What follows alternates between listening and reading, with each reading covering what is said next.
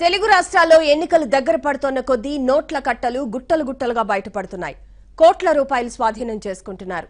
ఆధారాలు లేకుండా సరైన బిల్లులు చూపకుండా తరలిస్తోన్న సొమ్మును సీజ్ చేస్తున్నారు.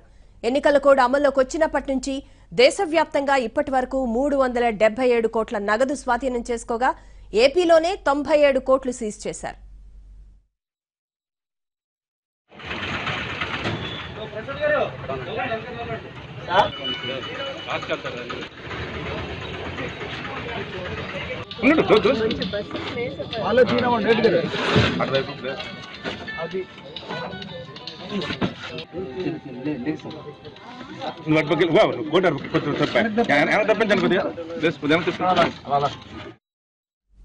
నగదు మద్యం ఏరులై ప్రవహిస్తోంది.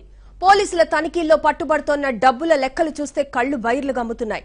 శ్రీకాకుళం మాజీ జెడ్పీ చైర్పర్సన్ పాలవలస రాజశేఖరం కుమారుడు విక్రాంత్ ఆర్టీసీ బస్సులో భారీగా నగదు తరలిస్తూ పట్టుబడ్డాడు. దీని విలువ 2 కోట్లకు పైబడే ఉంటుందని అంచనా.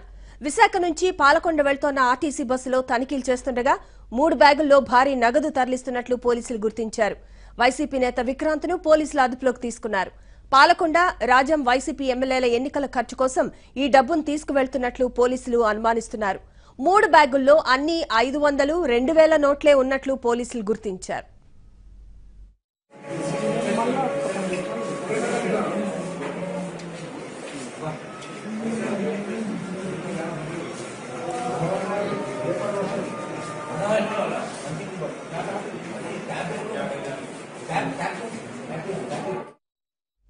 ఎన్నికల కోడ్ అమల్లోకి వచ్చినప్పటి నుంచి ఇప్పటి వరకు భారీగా నగదు, మద్యం, బంగారాన్ని సీజ్ చేశారు.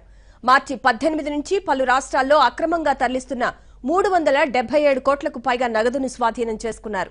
157 కోట్ల విలువైన మద్యం సీసాలను, 705 కోట్ల విలువైన మాదక ద్రవ్యాలను సీజ్ చేసి నిందితులను ఆయా రాష్ట్రాలు అదుపులోకి తీసుకున్నాయి.